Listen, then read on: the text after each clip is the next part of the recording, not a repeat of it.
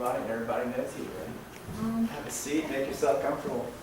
What have you been up to since we last saw you?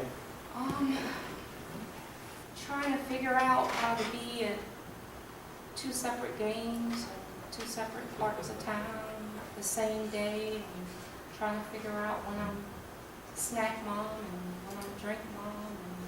And, I mean, that's, you know, I've been busy doing that, and busy with the practice, which kind of, you know, ebbs and flows.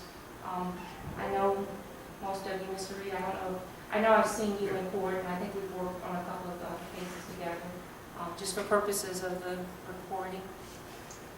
I'm Alicia, Washington. Well, you have to make it official. I am a practicing attorney here for 19 years. June will be 20 years. And the Seventh Circuit isn't my birth home, but it's my chosen home. We moved here in '98. When we moved here, we didn't have any specific design to stay here forever.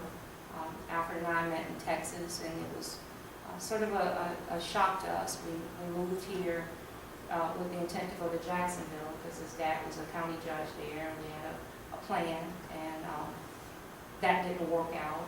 His dad passed away, and so then he came to Daytona, and initially the plan was to maybe go back to Texas because there was a real big disparity in pay from, you know, what he had gotten accustomed to in Texas and what was here.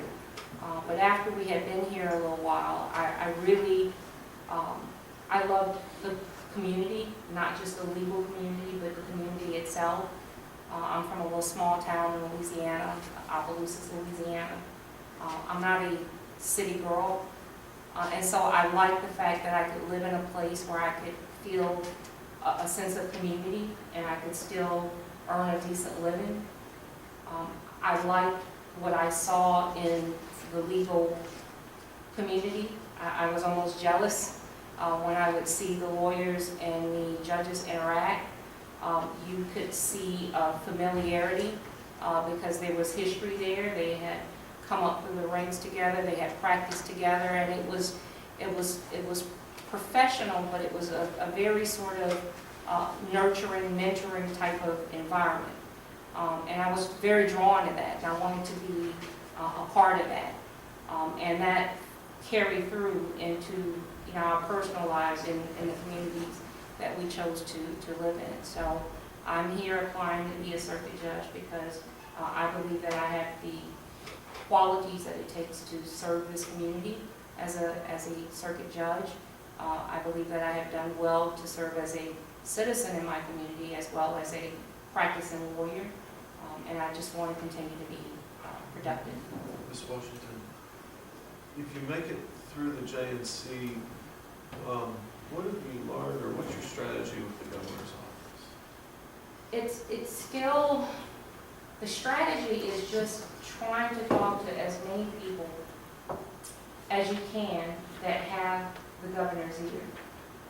And, you know, I'll be frank with you, I mean, that has not been easy for me because those are not my usual circles.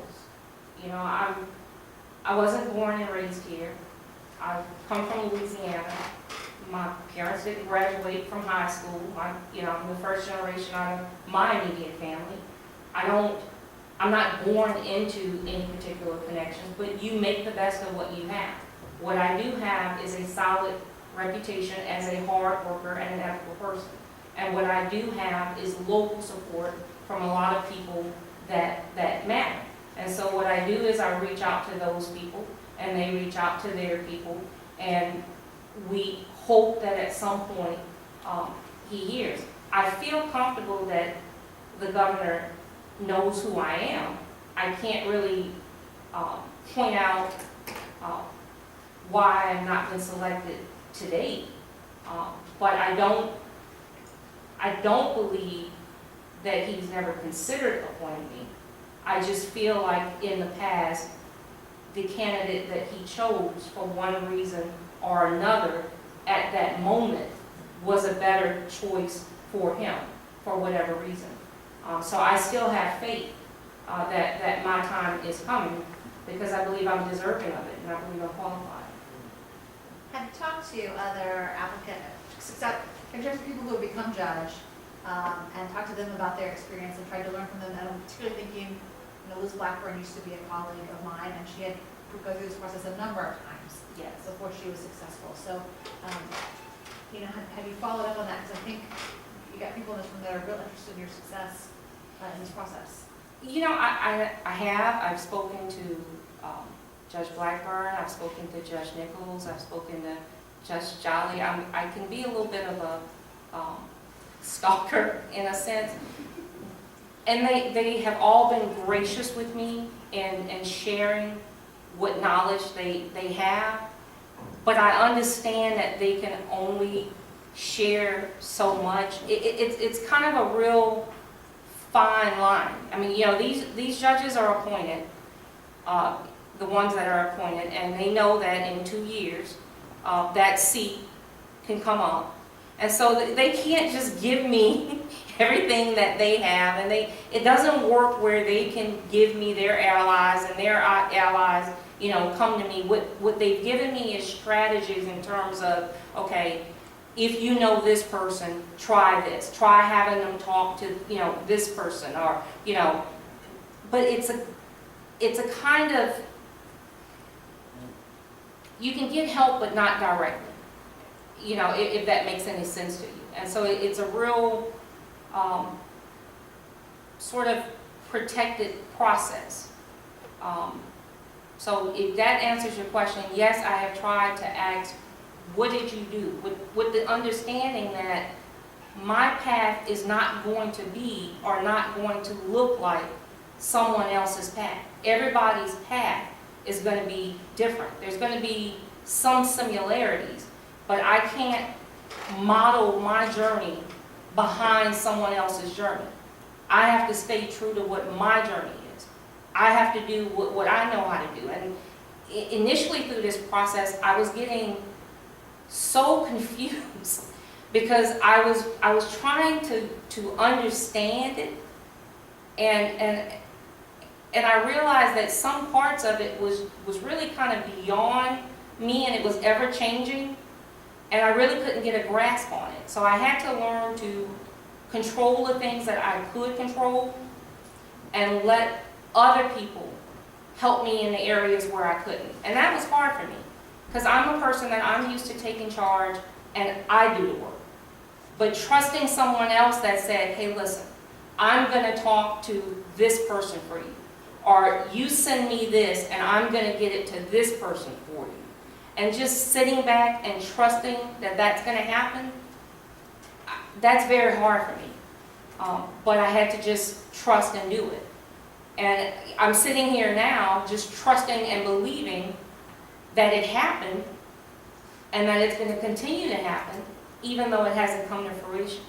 Because I believe that this is the process. This is my path.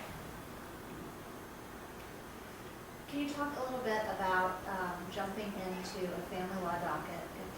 We understand it's probably going to be Judge Miles's seat that is filled with this selection. Jumping into a family law docket that's been backed up or that may have some challenges. What strategies would you take to get the docket back on track? The only thing you can do is you have to take each case one at a time. I mean, I don't think that I think it's unfair to jump into the docket and come up with some plan to eradicate a portion of the docket. I mean, every litigant, every case deserves their time, their day in court. So you have to simply give each case the time that it deserves. A lot of it comes down to triaging what time each case deserves. Some cases deserve more time than others. Being a family law practitioner, I think that what I am going to enjoy about being on a family law docket is just being able to apply the law. Because what happens when you're a family law practitioner is you represent a client and you know the law, but you have a client that may not necessarily agree with the law, and you're trying to twist and turn the law in a way that's advantageous to your client. Whereas as the judge, You're simply applying the law and helping the parties through it, you know, and making your rulings if they can't come to agreements on their own. So it's just a matter of, there's no trick to it. You just roll up your sleeves and you take the cases, case by case, and you work through them. And it's going to take work and it's going to take time. They're not going to magically disappear. Alicia, thank you. We'll let you So know. as you file at fire at Orgeron? I pride myself on being pretty composed in public, and all I can tell you is I screamed at the top of my lungs, "Where is Troy University?" I had no idea where Troy University even was. That was a very, I've had a rough year this year with the whole football thing, but I'm handling it pretty well. I think I've decided to just watch all future games at home. Oh, the FSU fans are feeling you. Yeah, I don't think I'll be venturing out for any more games. You don't want to go Saturday? No, I think I'm done for the year. That game's really challenging. The week before was not much better when I came out and realized that we were almost losing to Syracuse. So that was also a tough week for me. But thank you. I know you guys, this is hard work for you, and you guys all have jobs and practices and things that you would rather be doing. So thank you very much for taking time out of your day to do this. So thank